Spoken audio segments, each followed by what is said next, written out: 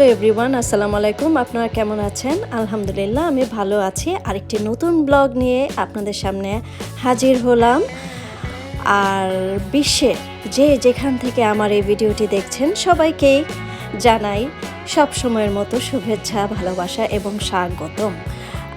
তো আজকে বৃহস্পতিবার 15th রোজা আর 16th সেহরি। তো 15th রোজায় ইফতারের জন্য আমি কি তৈরি করছি সেগুলো আপনাদেরকে দেখাচ্ছি। আর সেহরিতে আমি 16তম রোজার সেহরি বানাবো, সেটা হচ্ছে বিরিয়ানি জমজমাট, সেটাও আপনাদের সাথে শেয়ার করব। তো আজকে ইফতারের জন্য আমি এখানে প্রথমে ফিরনি বানাচ্ছি। খুব ফিরনি খেতে ইচ্ছে হচ্ছিল, যদিও ফিরনিটা ম্যানুয়ালি করছি না, কারণ এখানে আমি রাঁধুনি ফিরনি মিক্স নিয়ে এসেছি। একদম শর্টকাটে ফিরনি রান্না, কী যে মজা বুঝছেন। এই ধরনের ফিরনি রান্না যদি সবসময় করা যেত ভালোই হতো, যদিও আমি ম্যানুয়ালি ফিরনি রান্না করি, বাট রোজা বলে আমি রাঁধুনি ফিরনি মিক্স নিয়ে এসেছি। আর রাঁধুনি ফিরনি মিক্সটা কিন্তু নট ব্যাড, আমি এর আগেও অনেকবার খেয়েছি। তো শুধু দুধ দিয়ে আর রাঁধুনি মিক্সটা ঢেলে দিলেই হলো, যেটা আপনারা সবাই জানেন, আর সেটাই আমি আজ করছি। অবশ্য সারাদিন রোজা রাখার পর ইফতার তৈরি করতে আমার বেশ ভালোই লাগে, আমার কেমন জানি আনন্দ লাগে। আমার অবশ্য রোজা রাখার দিনগুলো সকালে একটু খারাপ লাগে, বাট যখন একটু সহ্য করি না, মানে দুপুর শেষ হয়ে যায় বা দুপুরের শেষের দিকে, আমার কিন্তু তখন আর অতটা খারাপ লাগে না। তো এখানে আমার ফিরনিটা হয়ে গেছে, বেশিক্ষণ লাগে না, এই হাফ অ্যান আওয়ার নাড়লেই দেখলাম যে ফিরনিটা হয়ে যায়। তো এর চেয়ে ইজিয়েস্ট ওয়ে মনে হয় আর নাই।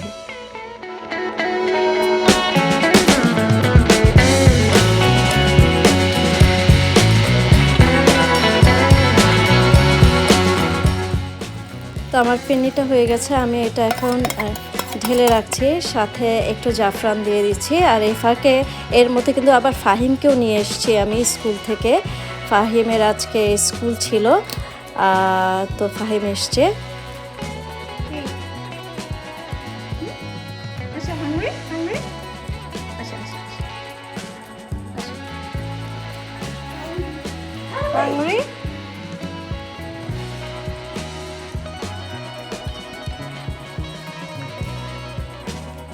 আচ্ছা, হাংরি?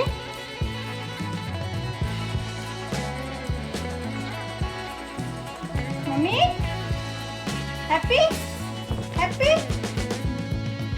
এই যে দেখেন, ফাহিম সব সময় স্কুল থেকে আসার পর থেকেই, মানে সব সময়, শুধু আজকে না, সব সময় আমি যেখানে যাই সাথে আমার সাথেই থাকে।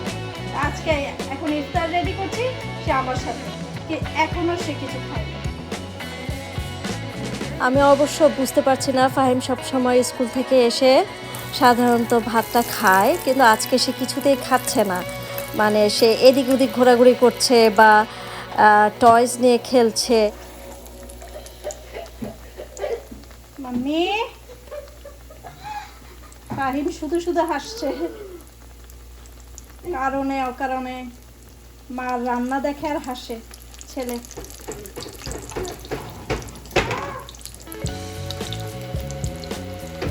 দেখতে দেখতে হাফ রোজা চলে গেল। খুবই মন খারাপ লাগছে যে এত সুন্দর একটা মাস আমরা আবার নেক্সট ইয়ারে আমার ভাগ্যে আসে কি না কে জানে। দোয়া করি যাতে সবার রোজা আল্লাহ শোনে, কবুল করে।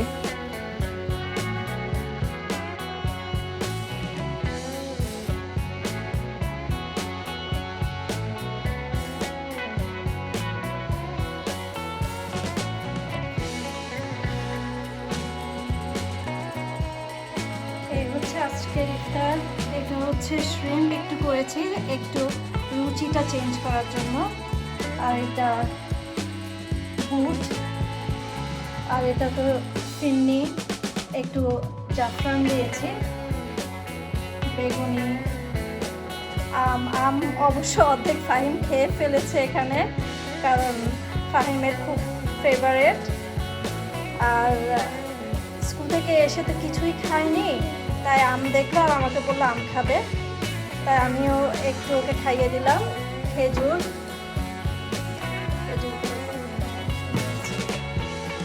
আর এই বুস্টের কথা কি বলবো, ও মানে ওর বাবা এই বুস্টটা কিনতে গিয়ে ডায়াবেটিক বুস্ট নিয়ে এসছে। যদিও আমার বাসায় আল্লাহর রহমতে কোনো মানে আমাদের ডায়াবেটিস নেই, বাট সে এটা নিয়ে এসছে। আর এটা কি, এখানে তো ফ্রুটস আছে, কলা টলা যা আছে ফ্রুটস, কারণ ইফতারে ফ্রুটস খেতে হয়, সারাদিন তো আমরা না খেয়ে থাকি। আর এটা কি, এটা সালাদ। এই আর কি আমার ইফতার ছিল আজকে।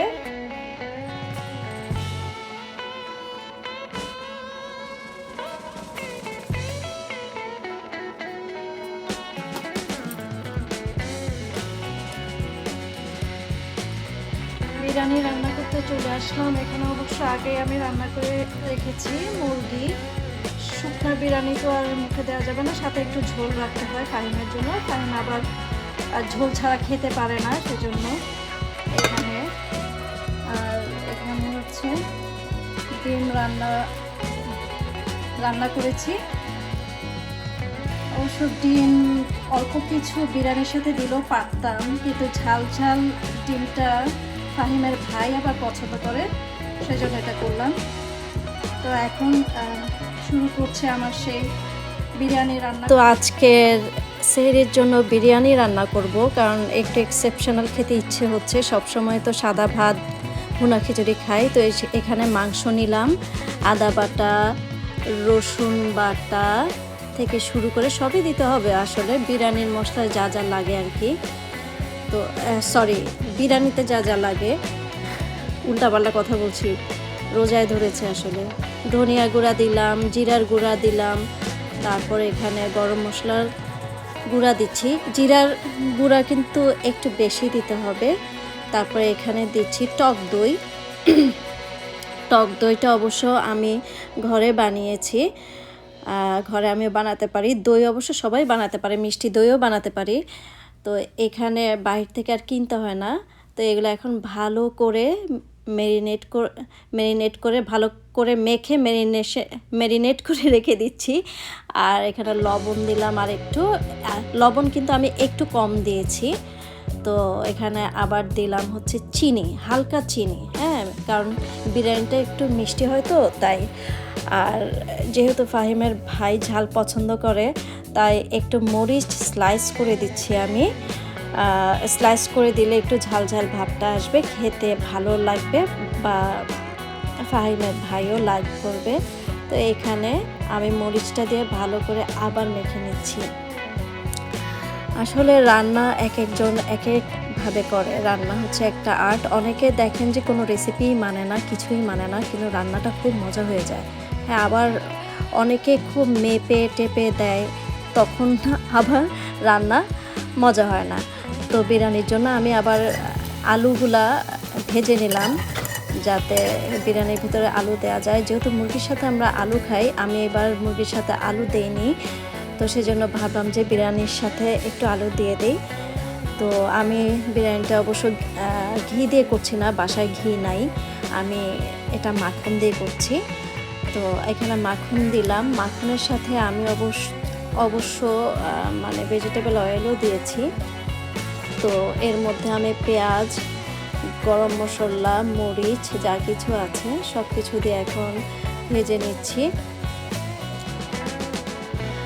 আসলে মানুষ বিরিয়ানির নাম শুনলেই ভাবে যে কত কঠিন। আমিও আগে ভাবতাম, যখন আমার নতুন বিয়ে হয়েছিল, রান্নার কথা শুনলেই এত ভয় পেতাম, মনে হতো যে কি না কি। কিন্তু এখন করতে করতে অভ্যস্ত হয়ে গেছি, এখন আমার কোনো রান্নাই এতটা হার্ড লাগে না। আর বিরিয়ানি তো নাই। তো মশলা মেশানো মাংসটা আমি দিয়ে দিলাম। এখন এটা ভালো করে আমি ভাজবো, মানে মধ্যে পেঁয়াজের মধ্যে, অয়েলের মধ্যে, মাখনের মধ্যে ভালো করে ভাজবো। আর বিরিয়ানির জন্য একটা এক্সট্রা মশলা করতে হয়, সেটা অবশ্য আমার কাছে সেগুলো অবশ্য আমার কাছে নেই, বা আমি করিও নেই। আর সেজন্য আমি অবশ্য ওই রাঁধুনি বিরিয়ানি মশলাটা আছে না, সেটা আর কি ইউজ করব এখানে।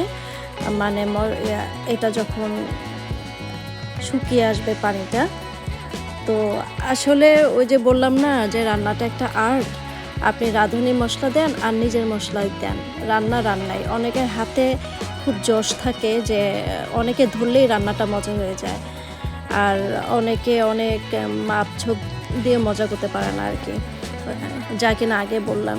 তো এখানে আমি এখন রাঁধুনির ওই যে রেডিমিক্স বলে না বিরিয়ানি মশলাটা, ওটা দিয়ে দিচ্ছি। দিয়ে এখন ভালো করে নাড়বো।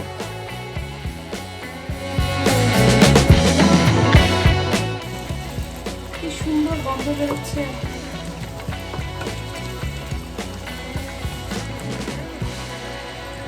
এখন এই মাংসগুলো আমি উঠিয়ে রাখছি, আর এটার মধ্যে আবার ভাতটা রান্না করবো।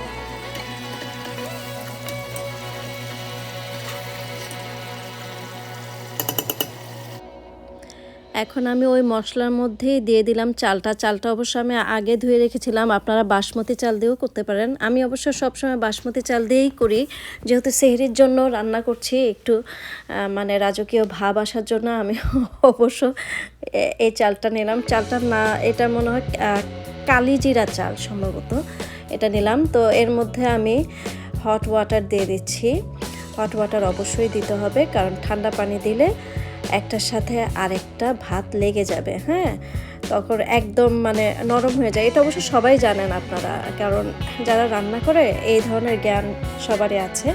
তো এর ফাঁকে আমি কিন্তু দুধও দিয়েছি পোলার চালের সাথে।